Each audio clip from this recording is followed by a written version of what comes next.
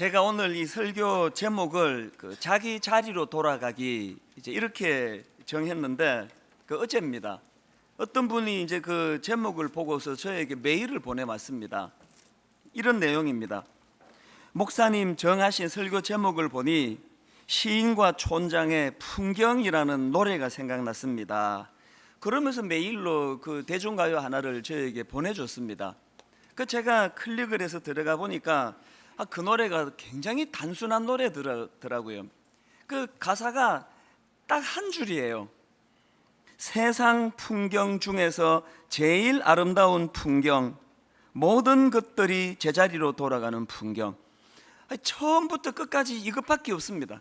계속 이걸 반복하다가 좀 민망했는지 중간에 또 우우 풍경 그리고 또 세상 풍경 중에서 제일 아름다운 풍경, 모든 것들이 제자리로 돌아가는 풍경.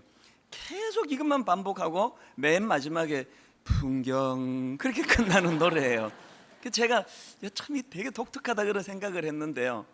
근데 여러분, 이렇게 단순한 가사의 노래지만 이 짧은 그 노래말 속에 오늘 본문에서 예수님께서 들려주신 이 탕자의 비유의 핵심 메시지가 이 안에 다 담겨 있는 겁니다. 여러분이 탕자의 비유 이야기는 모르는 분이 없을 텐데요. 어느 집에 아들이 둘 있었습니다. 그런데 그 둘째 아들이 한마디로 말하면 폐륜아예요.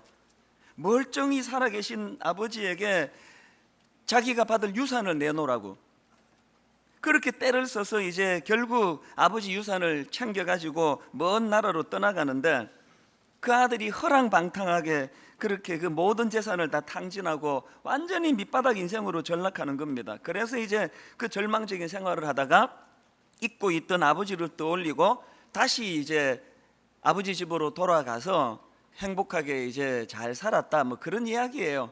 내용 굉장히 단순합니다. 근데 여러분, 예수님께서는 이 단순한 이야기를 통해서 무슨 메시지를 주기 원하셨을까요? 사실 이 누가복음 15장을 읽어보면은 거기에 이 탕자의 비유 말고도요, 두 개의 비유가 더 나옵니다. 하나는 4절부터 7절까지에 나오는 잃어버린 양의 비유고요, 그런가 하면은 8절부터 10절까지 나오는 잃어버린 드라크마 이야기, 이게 두 번째 비유고, 그리고는 세 번째 나오는 게 오늘 본문에 나오는 탕자의 비유 이야기입니다. 근데 가만히 보니까요, 내용은 다 각각 다른데 메시지는 다 똑같아요. 하나예요. 그건 뭐냐 하니까 이 셋 다 주제가 이겁니다. 본래 있어야 할 자기 영역을 벗어나는 아픔을 겪었다가 다시 본래의 자리로 되돌아오는 기쁨을 누리게 되었다. 이게 셋 다 같은 주제입니다. 제가 앞에서 언급해드렸던 그 풍경이라는 노래의 가사가 꼭 이 비유의 말씀의 주제가 같다, 그런 생각을 하게 된 겁니다. 사실 오늘 여기 초청해 오시려고 얼마나 그동안 수고를 많이 했겠습니까? 안 간다는데 그냥 계속 가자고 막 귀찮게 하고 협박을 하고 또 맛있는 거 사줄게 그러면서 여러분들을 귀찮게 해가지고 여기 모시고 왔는데요, 우리가 그렇게 여러분을 여기 예배의 자리로 모시고 싶었던 이유도 사실은 그 풍경이라는 노랫말처럼 딱 하나예요. 세상 풍경 중에서 제일 아름다운 풍경, 모든 것들이 제자리로 돌아가는 풍경. 어떤 면에서는 이 성경이 이렇게 두껍지만 이 성경을 요약하면 이 풍경이라는 노랫말이 한마디로 요약이 되는 것 같아요. 하나님께서 우리를 창조하실 때에 우리의 원래의 고유의 자리가 있었는데 우리가 범죄함으로 그 자리를 박차고 나가게 됐는데 다시 원래로 되돌아오라고 호소하는 내용이, 그게 성경 아닙니까? 그래서 보통 이제 이렇게 막 전도를 해서 교회로 모시고 오면 처음에 오시는 분들이 좀 힘들어하는 것들이 몇 개가 있는데 그 중에 하나가요, 교회만 가면 자꾸 나보고 죄인이라 그런다고, 내가 뭔 죄를 졌길래 자꾸 내보고 죄인이라 그러냐고 기분 나쁘게, 그런 이야기들을 가끔씩 하십니다. 사실 이게 그 오해에서 비롯됐는데요, 그 교회에서 말하는 이 죄라는 거는 여러분이 생각하는 것 같은 그런 행위적인 문제도 있지만 보다 근본적으로는 이게 그 영역 이탈의 문제라는 겁니다. 로마서 3장 23절에 보니까 모든 사람이 죄를 범하였음에 하나님의 영광에 이르지 못하더니, 여기도 죄가 나오지 않습니까? 근데 여기 나오는 죄를 범하였음에라는 이 단어는 원어인 헬라어로 보면은 이런 뜻입니다. 관역을 벗어나다 혹은 길에서 벗어나다, 이런 뜻을 갖고 있는 단어예요. 또 그리고 또 반대로 교회에서 자주 사용하는 용어 중에 이 회개라는 그 용어가 있지 않습니까? 이것도 마찬가지예요. 사도행전 2장 38절에 보니까 베드로가 이르되 너희가 회개하여 각각 예수 그리스도의 이름으로 세례를 받고 죄사함을 받으라. 여기도 회개가 나오는데요. 근데 여러분, 여기 나오는 회개하라 이 단어도요, 원어로 헬라어로 보면은 이런 뜻입니다. 그 생각이 변하여서 가던 길에서 돌이키라, 이런 뜻을 내포하고 있는 단어입니다. 그렇기 때문에 이제 교회에서 말하는 이 죄인이라는 표현, 또 교회에서 말하는 회개라는 표현, 이게 행위적인 그 무엇 이전에 이것은 영역의 문제라는 겁니다. 뭐가 죄라고요?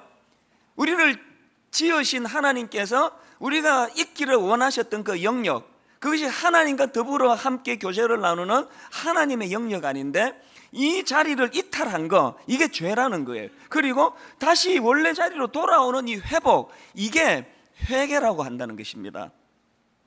저는 오늘 여러분들에게 이 탕자의 비유를 들려드려야 되겠다 생각했던 게, 지금 예수님이 이 비유를 통해 전하고 싶은 메시지가 뭡니까? 탕자가 아버지 곁을 떠나가지고는 절대 행복할 수 없다. 아무리 많은 돈을 가지고 나가고 아무리 많은 걸 누리고 살아도 그것으로는 행복이 안 된다.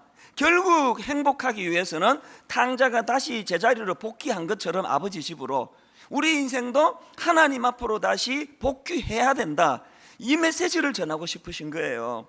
그래서 저는 오늘 여러분들에게 정말 눈물로 호소하고 싶습니다. 그 노랫말 한 번만 더 읽어드릴게요.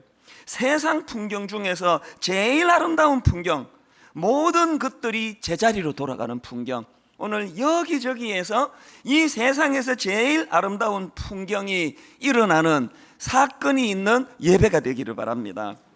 자, 근데 중요한 건, 자, 그렇다면은 만약에 우리가 그렇게 원래 제자리로 돌아오는 이런 일을 결단하면 뭔 일이 일어나느냐는 거예요. 어떤 일이 일어날까요? 많은 변화가 있지만 본문을 중심으로 한 3가지 정도 제가 정리를 해봤는데요. 첫째로요, 우리가 원래의 자리, 하나님과 더불어 교제하는 자리로 복귀하면 어떤 일이 일어나느냐?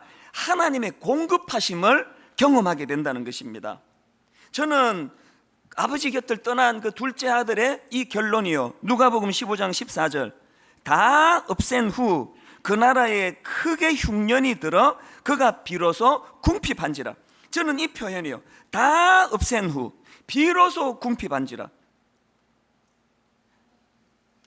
만약에 탕자가요 막 그냥 그렇게 그냥 창기와 놀아나면서 돈을 흥청망청 안 썼다 한들, 이거는 그 시간의 문제고 시차의 문제지, 하나님 떠난 인생은 궁극적으로 그 마지막은 이 결론일 수밖에 없습니다. 다 없앤 후 비로소 궁핍한지라. 왜 이런 결론으로 나올 수밖에 없습니까?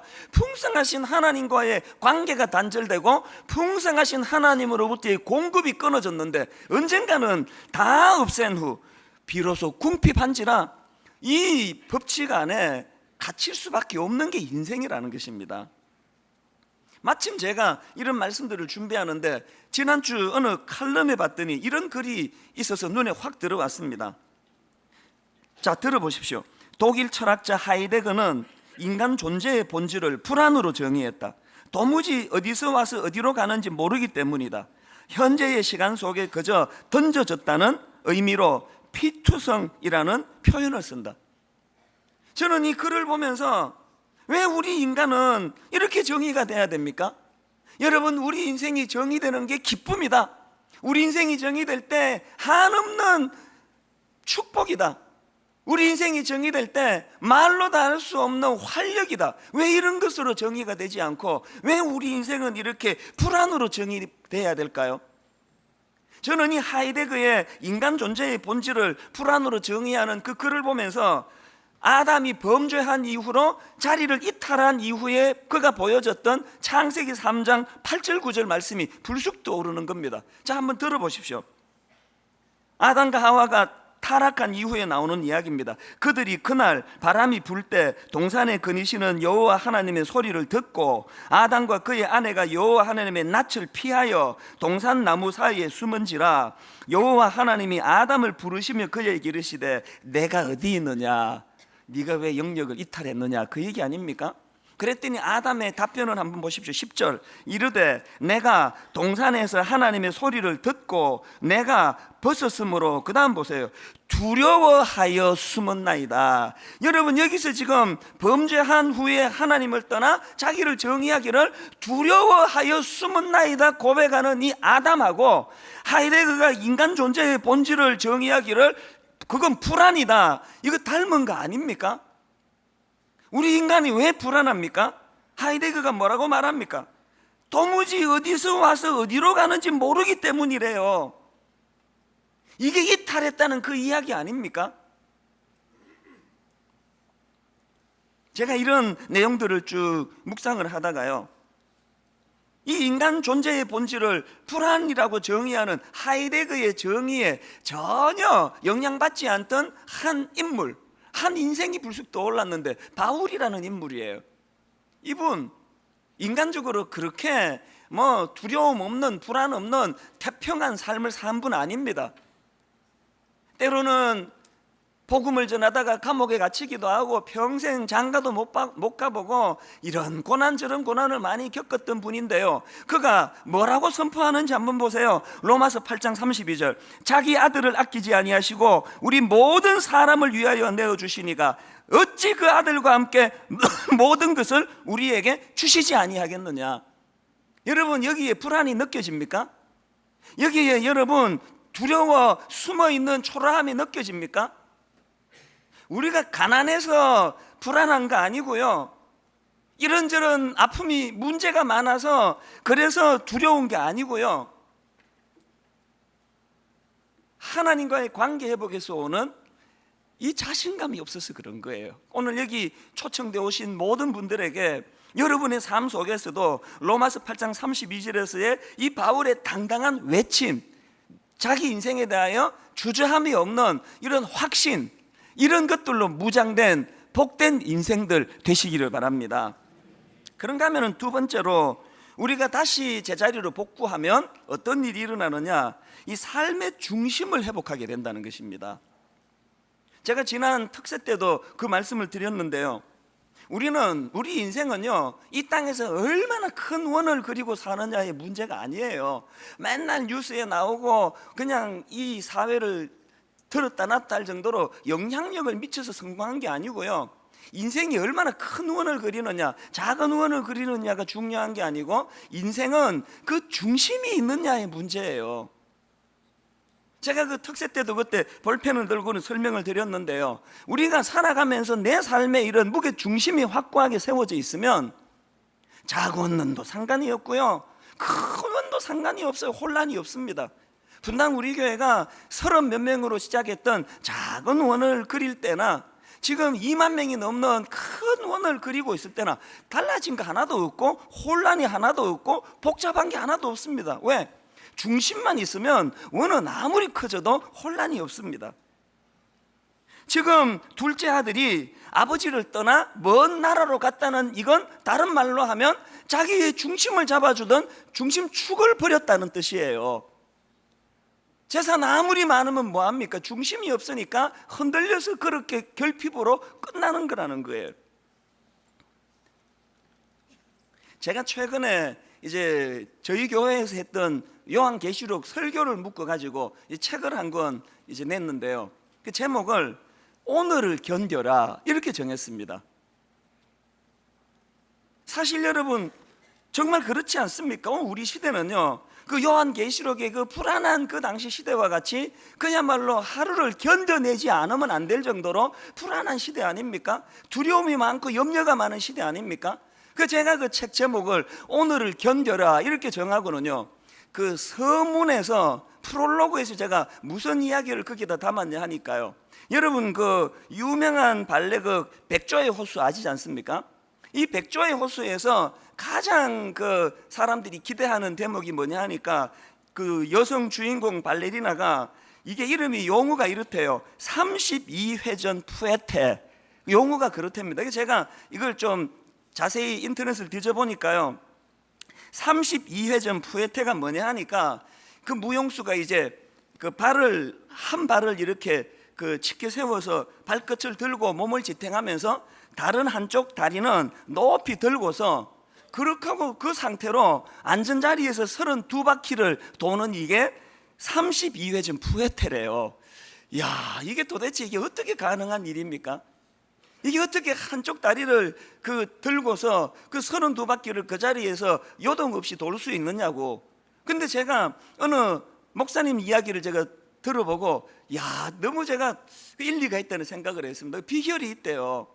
어떻게 하는가 하니까요, 그 주인공이 이제 이 32바퀴를 돌아야 되는데 32회전 푸에테를 하려면 제일 먼저 하는 일이 관객 중에 한 사람을 정한대요.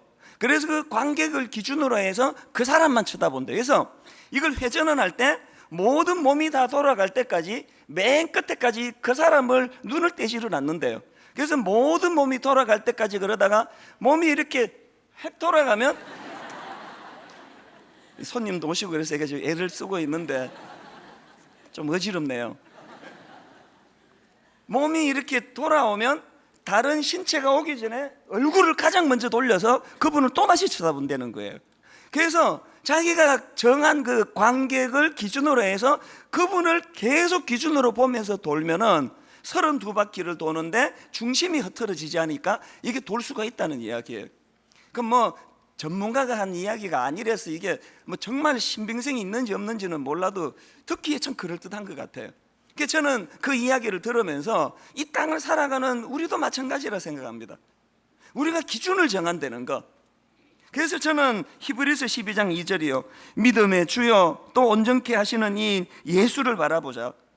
그분이 어떤 분이라고 설명합니까? 그는 그 앞에 있는 기쁨을 위하여 십자가를 참으사 부끄러움을 개의치 아니하시더니 하나님 보좌 우편에 앉으셨느니라. 궤도를 이탈해서 엉뚱한 곳에 혼미한 곳에 헤매는 우리를 불쌍히 보셔서 그분이 십자가라고 하는 이 사랑의 도구를 통해서 우리를 건져주심으로, 우리를 다시 하나님의 자리로 인도해 주심으로 주님의 자리로 서신 분이라는 거예요. 우리가 혼미한 이 땅을 살아가면서 그 예수 그리스도를 기준으로 그분을 바라보면서 그렇게 인생의 32바퀴를 돌 때 혼미함이 없다는 이야기입니다. 저는 여러분 인생의 기준이, 인생의 중심이, 기준점이 복구되는 축복을 이 시간 받아 누리게 되시기를 바랍니다. 그런가 하면 세 번째로, 우리가 다시 원래의 자리로 복귀하면, 하나님의 자리로 복귀하면 어떤 일을 누리느냐, 하나님 향한 이 사랑의 감격이 회복이 된다는 거예요. 이 탕자의 비유를 가지고 쓴 책들이 참 많은데요, 그 중에 미국 목사님입니다. 티머시 켈러라는 목사님이 쓴 마르지 않는 사랑의 샘, 이런 제목의 책이 있습니다. 그런데 참 흥미로운 게 뭐냐면은 그 책의 원래 제목이 이렇습니다. The Prodigal God. 제가 이 프라디갈이라는 단어를 사전을 찾아봤습니다. 이런 뜻을 갖고 있더라고요. 돈이나 시간 혹은 에너지나 물자를 낭비하는, 이게 프라디갈이래요. 또 두 번째 뜻이 뭐냐, 방탕한 혹은 대범한, 이런 뜻도 있대요. 또 세 번째 뜻이 뭐냐, 선물 등을 아낌없이 주는, 그런 뜻을 갖고 있대요. 그런데 저자가 이 프라디갈이라는 단어를 가지고 하나님을 설명하고 있다는 겁니다. 그래서 이제 제가 그 추천사, 그 책에 제일 앞에 나오는 이 추천사를 보니까 한국 목사님이 그 추천사를 쓰셨는데요, 그 추천사가 이렇습니다. 처음 이 책을 접했을 때 이 책의 영어 제목이 너무나 놀라웠다. The Prodigal God. 일찍이 The Prodigal Son, 다시 말해 방탕한 아들이란 제목의 책은 읽어보았지만 The Prodigal God 이라는 제목의 책은 접해본 적이 없기 때문이다. 이 책의 제목을 접할 때 마음속에 떠올랐던 질문은, 하나님이 탕자 같으신 분이라는 뜻인가? 무슨 의미인지 와닿지 않습니까? 지금 그 책의 저자가요, 일종의 그 워드 플레이를 하는 거예요. 그래서 이 방탕한 아들에 관한 이 비유를 가지고 책을 쓰면서 제목을 붙이기를 낭비하시는 하나님, 과소비하시는 하나님, 이런 제목으로 이 책 제목을 붙였다는 것입니다. 자, 그 추천서 조금만 더 읽어드리겠습니다. 돌아온 탕자의 이야기를 잘 아는 한국의 크리스찬들이 이 단어를 생각하면 허랑방탕이 떠오른다. 또한 제멋대로 낭비하다는 의미를 생각하게 된다. 그런데 저자는 이 단어가 앞뒤 가리지 않고 헤프게 쓰는 이런 뜻을 가졌으며, 앞뒤 가리지 않고 사랑을 베푸시는 하나님을 보여주는 단어라고 주장한다. 앞뒤 가리지 않고 헤프게 아버지의 재산을 낭비해버린 둘째 아들의 모습을 역설적으로 앞뒤 가리지 않고 무조건적으로 사랑을 베푸시는 아버지의 모습으로 성화시킨 것이다. 야, 그 제목의 의미가 너무나 와닿는 거예요. 그러고 보니까요, 그 제목 자체가 지금 예수님께서 이 비유를 통해서 들려주시고자 하는 핵심 메시지를 담고 있다고, 그런 생각이 드는 겁니다. 자, 한번 생각을 해보십시오. 지금 맨 앞에 나오는 잃어버린 양의 비유를 한번 보십시오. 누가복음 15장 4절 5절. 너희 중에 어떤 사람이 양 100마리가 있는데 그 중에 하나를 잃으면 99마리를 덜에 두고 그 잃은 것을 찾아내기까지 찾아다니지 아니하겠느냐. 또 찾아낸 즉 즐거워 어깨에 메고. 여러분, 이거 경제적인 논리로 따지면요, 이 목자는 정신 나간 사람입니다. 이 제정신이 아니에요. 아니, 어떻게 그 한 마리 때문에 99마리를 위험에 방치한다는 건 있을 수 없는 이야기입니다. 예수님이 드신 두 번째 그 드라크마 비유도 마찬가지 아닙니까? 제가 자료를 보니까요, 그 당시에 이 한 드라크마가 요즘으로 치면 대략 한 5만 원 전후의 금액에 해당되는 그 화폐래요. 근데 이 드라크마 비유에 나오는 이 여자도 제정신이 아닙니다. 그 5만 원짜리 화폐를 잃어버렸다가 찾아가지고는 얼마나 기뻤던지 9절에 보니까요, 또 찾아낸 적 벗과 이웃을 불러 모으고 말하되 나와 함께 즐기자, 이런 드라크마를 찾아내었노라 하니라. 5만 원짜리 찾아가지고 사람 데리고 파티해가지고 30만 원 쓴 여자예요. 이 경제적인 논리로는 다 정신이 나간 거예요. 탕자의 비유에 나오는 아버지도 마찬가지예요. 그 큰아들 입장에서 열받는 거 당연한 거 아닙니까? 세상에 그 못된 폐류나 자식, 어디 아버지의 재산 다 달라 그래서 허랑방탕하게 창기와 놀아나고 다 써가지고 굶어 죽게 됐으니까 그때야 아버지한테 오는 거, 그 어떻게 해야 됩니까? 그 뭐 천류는 끊을 수 없으니까, 호적에서 그냥 파낼 수는 없고 하니까 그냥 뭐 못마땅하지만 뭐 받아주는 그 정도로 해야 되는데, 이 아버지는 이 좀 오버하는 거예요. 막 달려가서 그를 부둥켜 안고 맞아주고 가락지를 끼워주고 막 살찐 송아지를 잡아가지고 잔치를 배설하는 거, 이거 오버 아닙니까? 이거 과한 거 아닙니까? 맨날 집에서 일만 하는 그 큰아들 입장에서 분통 터지는 거 당연한 거 아닙니까? 그러니까 예수님이 드신 이 세 비유 다 이게 현실성이 떨어져요. 이게 좀 유치해요, 어떻게 보면. 그럼 뭔 이런 비유를, 뭐 어린애도 아니고 이런 비유를 예수님이 들고 계시나? 근데 여러분, 제가요 올 초에 어떤 신문 기사를 보면서 이게 진짜 현실성이 있는 이야기구나. 그래서 제가 이 감사했던 기사가 하나 있습니다. 올 초에 서울 그 구로구에서 일어난 일인데요, 어떤 분이 이제 생일을 맞았는데요, 지인이 꿩을 생일 선물로 줬어요. 나 또 이것도 참 독특해요. 그 생일 선물로 꿩 받아보신 분 계세요? 그 이제 선물로 꿩을 받아가지고요 1년 6개월 동안 그 꿩을 키웠대요. 정이 많이 든 거예요. 그리고 이제 1월 달이니까 겨울이니까 뭐 공기가 탁하고 그랬겠죠. 그래서 이제 그 사람이 창문을 열고 이제 대청소를 한 것 같아요. 모르긴 해도 막 그 진공 청소기 돌리고 그러고 하니까 이 꿩이 놀란 거예요. 그래서 이 꿩이 확 놀라가지고 창문이 열린 사이로 도망가 버린 거예요. 그러면 그 상식적으로 우리 생각이 어떻게 합니까? 아까워라, 저거 몇만 원 날렸네, 그거 끝내는 거 아닙니까? 근데 그 잃어버린 꿩 주인이요 진짜 이상한 분이에요. 독특한 분이에요. 그 꿩을 찾아내려고요, 어느 정도까지 몸부림을 치는가 하니까 이분이요, 회사를 조퇴하고 아르바이트생을 몇 명을 고용해가지고요, 그 일대에 꿩 찾겠다고 뿌린 전단지가 2,000장이 넘는데요. 그 전단지의 큰 타이틀이 이랬습니다: 잃어버린 꿩을 찾습니다. 더 놀라운 건요, 그 전단지에 꿩 찾아주시는 분에게 현상금을 걸었는데 100만 원 현상금을 걸었습니다. 그게 다가 아니에요. 경희대학교에 그 조류학과 교수를 찾아가가지고 새 전문 조류 전문가 교수님에게 가서 이 꿩의 특성상 어디쯤 숨었겠습니까? 그거 가서 자문을 구했대요. 지성이면 감천이라고요. 기적적으로 꿩을 찾았습니다. 그 꿩을 그 어느 그 빌딩 지하 주차장에서 찾았는데 어떻게 찾았냐니까요, 그 전단지를 유심히 본 어떤 사람이 그 꿩을 발견하고 신고해가지고 꿩을 찾은 거예요. 그 남자는요, 꿩 찾아주고 100만 원 벌었습니다. 여기까지만 해도 가관인데 진짜 가관은 지금부터예요. 이제 그 꿩이 지하 주차장에 있다는 제보를 받고는 그 꿩 주인이 달려갔는데요, 그 자기가 인터뷰하면서 한 이야기예요. 그 꿩에게 달려가가지고 그 꿩을 보자마자 펑펑 울었다는 거예요. 너무 기뻐서. 그리고 그 다음 그 꿩과 더불어서 이런 사랑의 다짐을 했답니다. 다시는 너와 헤어지지 않겠다. 이게 좀 이상한 거 아닙니까? 여러분, 이런 비슷한 사례를 제가 한 가지 더 아는데요, 저희 교회 집사님 중에 그 애완견을 키우는 분이 계세요. 근데 이제 그 개가 병에 걸려서 그 죽은 거예요.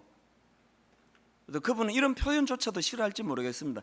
경공께서 병으로 돌아가신 거예요.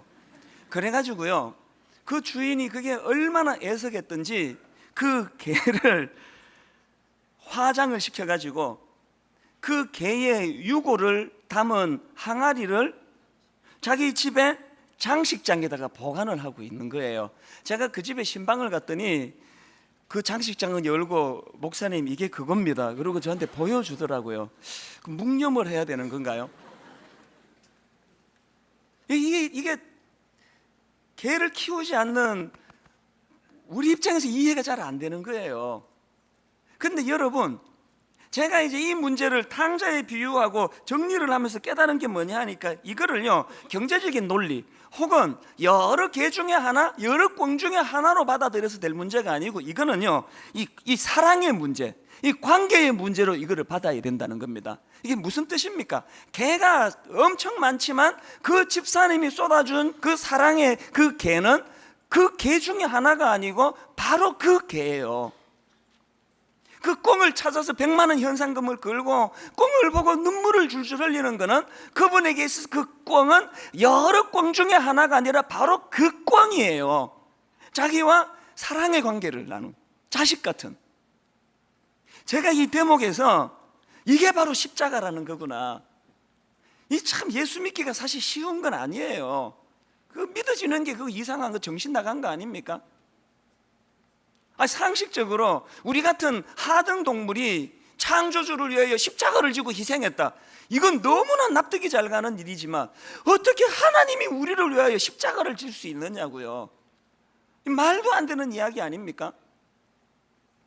꿩 찾으려고 100만 원 현상금 걸었다고 누가 이야기하면 그 말도 안 되는 얘기하지 마라. 그 논리랑 사실은 같은 거예요. 그런데 여러분, 오늘 우리가요, 이 지독한 사랑을 한 번도 맛보지 못하고 살아가시는 분 계시다면요, 경제적으로 손해는 안 보고 살지 몰라도 그 지독한 그 사랑, 그 사랑이 주는 기쁨을 여러분 아세요? 신앙이 뭔지 아십니까? 그 지독한 하나님의 사랑, 그 지독한 하나님의 사랑에 감격하고 기뻐하고 감사하고, 그래서 내가 그 하나님의 사랑을 받는 존재이기 때문에 때로 내가 좀 가난하기도 하고, 때로 내가 실패하기도 하고, 때로 내가 아픔의 자리에 있다 할지라도 나는 이 사랑을 받는 존재라고 하는 이 감격 가지고 살아가는 것, 그게 신앙이에요. 여러분, 이 탕자의 비유가 왜 나온지 아세요? 배경을 아셔야 됩니다. 누가복음 15장 1절부터 3절에 보면 예수님이 왜 이 말씀을 들려주시는 걸 알 수 있는데, 자 한번 보세요. 모든 세리와 죄인들이 말씀을 들으러 가까이 나오니 바리새인과 서기관들이 수군거려 이르되 이 사람이 죄인을 영접하고 음식을 같이 먹는다 하더라. 그랬더니 그 다음 3절, 예수께서 그들에게 이 비유로 말씀하시되, 그러면서 세 개의 비유를 탕자의 비유와 더불어 들려주신 거예요. 뭘 말하는 것일까요? 그 당시로 바리새인과 서기관들은 스스로 믿음이 좋다고 자부하던 사람이에요. 난 저 썩어 빠진 죄인 같은 저런 것들과는 난 종류가 다르다고, 나는 저 세금이나 떼먹고 비난을 받는 저런 인간들하고 나는 차원이 다르다고. 그래서 주님이 그 죄인들과 함께 거하는 것을 수군거리고 비방하는 그것을 보고 주님이 이 탕자의 비유를 들려주신 거예요. 그러니까 탕자의 비유의 둘째 아들은 조연이고요, 진짜 주님이 하고 싶은 탕자는 큰아들이라는 거예요. 아무리 그 큰아들이 죽도록 자기 아버지를 충성하고 놀러 한번 안 나가고 농사 짓는다 하더라도 그 자기 아들, 둘째 아들, 죽었다 살아난 이 아들을 향하여 가슴이 뜨거울 정도로 낭비하시는 그 아버지의 사랑을 큰아들이 깨닫지 못하는 한 너는 죄인이라는 거예요. 한국교회 왜 이렇게 됐냐고요? 저 같은 목사가 다 망쳐놓은 거 아닙니까? 이 아버지 하나님의 사랑에 감격 없이 목회하고 있는 저 같은 것들이 오늘 한국교회를 이 지경으로 만든 거 아닙니까? 오늘 여기에 초청되어 온 분들이 죄인이 아니고요, 우리 같은 큰아들, 이 낭비하시는 하나님의 사랑, 이해할 수 없는 그 꿩 한 마리에 모든 사람들이 그거 다 비난할 거 아닙니까? 저거 완전 미쳤구나, 저거 제정신이야 저거.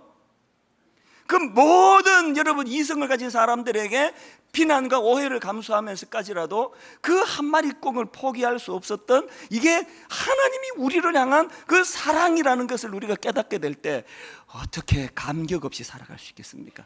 그 용서를 내가 받았다면 어떻게 내가 누군가를 용서하지 않을 수 있겠습니까? 이래서 한국교회는 변질이 되고 타락했다고 지적을 해도 할 말이 없다는 거예요. 오늘 여기 초청받아 오신 분들께요, 진심으로 제가 죄송합니다. 먼저 우리가 그 놀라우신 십자가 하나님의 사랑을 받아놓고 이거를 바리새인의 길로, 이거를 서기관의 길로 전락시킨 우리의 교만과 먼저 믿은 우리의 죄악들을 여러분 용서해 주시기를 바랍니다. 결론을 맺으면서요, 저희 교회가 이제 몇 년 전부터 기존 신자 등록을 안 받으면서부터 제가 너무나 감격적인 사실을 하나 발견해요. 세상에 저희 교회에 등록하신 분 예수 믿은 지 2달밖에 안 되고요, 3달밖에 안 되는데요, 이게 믿음이 계단이 있는 게 아니더라고요. 바로 지난주에 이 자리에서 저희가 새생명 특별 새벽 부흥회라는 걸 했거든요. 진짜 희한한 분들이에요. 새벽 2시부터 몰려오기 시작하는 거예요. 그래서 광고했습니다. 제발 그렇게 일찍 오지 마시고 새벽에 3시 반부터 오시라고. 뭐 2시나 3시 반이나. 그래서 인터넷으로 그때 참여했던 분까지 포함하면요, 한 8,000명 내지 9,000명이 새벽에 잠을 안 자고 그렇게 하나님 앞에 나갔는데요, 너무너무 놀라운 일이 뭐냐 하면은, 그렇게 하나님 앞에 나갔을 때 하나님이 그 마음을 어떻게 만져주시고 위로해 주시고 기쁨을 주셨는가를 교회 홈페이지 한번 들어가 보세요. 주옥 같은 글들이 너무 많았는데요, 그 중에 글 하나 딱 읽어드리고 말씀을 마무리하겠습니다. 이분은요, 제 짐작으로 예수 믿은 지 지금 몇 달 안 되시는 분이에요. 한번 들어보세요. 자기를 이렇게 소개합니다. 새가족 강의를 수료하고 등록한 지 얼마 안 되는 초신자입니다. 바나바님의 권유로, 도와주는 분이에요. 바나바님의 권유로 특세에 참석했습니다. 그 다음 들어보세요. 주님만을 기대하자고 거듭거듭 되뇌이며 특세 2일차 예배에 참석했습니다. 목사님 입술을 통해 위로를 주시는 긍휼의 하나님을 만났습니다. 아주 깊은 내면에서부터 뜨겁게 울컥하며 쏟아져 나오는 탄식 속에 주님의 따뜻한 다독임과 평강을 느끼며 한없이 서럽게 흐느꼈습니다. 그 누구도 모르는 탄식을 주님은 모두 들으시고 아시고 계셨고, 덜썩거리는 제 어깨 위에 손을 얹으시고 괜찮다고 연신 제 귀에 말씀해 주시고 계셨습니다. 우리 주님은 그렇게 아주 깊은 내 안에 상한 마음을 치유해 주시고 녹여 주시고 다시금 긍휼의 마음을 심어 주시고, 오랫동안 용서하지 못하고 지냈던 어느 한 영혼을 용서하는 마음을 주셨습니다. 제 안에서 일하고 역사하시는 하나님 아버지 감사합니다. 주님 감사합니다. 여러분, 예수 믿은 지 지금 몇 달 되지도 않는 이분이 도대체 목사인 제가 지금 다 식어버려 고민하고 괴로워하는 그 하나님의 낭비하시는 그 사랑으로 그 새벽에 감격하고 감사하고 어깨가 덜썩거릴 정도로 감격의 눈물을 흘리는 이것을 어떻게 설명할 수가 있겠습니까? 여러분, 이런 분이 불행하겠습니까? 제가 이 30분 하나님 다 소개 못하는데요, 다음 주일 제가 잔치라는 컨셉을 가지고 하나님을 소개하려고 하는데요, 이렇게 결론을 맺으려고 합니다. 예수 믿는다는 건 이렇게 앞뒤 가리지 않고 낭비하실 정도로 사랑을 베풀어 주시는 그 하나님 사랑을 수용하는 것이 신앙이고요, 그 하나님 사랑에 감격해서 이것이 내게 긍지가 되어서 다른 어떤 결핍된 것들 때문에 위축되지 않고 기죽지 않고 열등감 생기지 않는, 이게 신앙생활이고요, 그 사랑의 기쁨이 누군가에게 흘러가지도록 애쓰는 것, 이게 신앙입니다. 오늘 여기 초청받아 오신 모든 분들에게 이 낭비하시는 하나님의 사랑이 뭔지를 오늘 조금 맛을 보시는 놀라운 은혜가 있기를 주님 이름으로 축원합니다.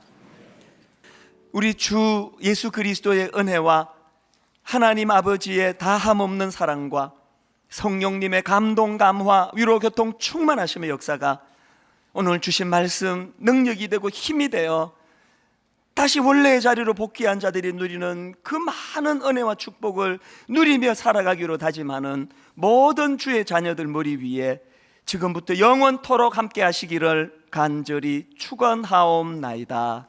아멘.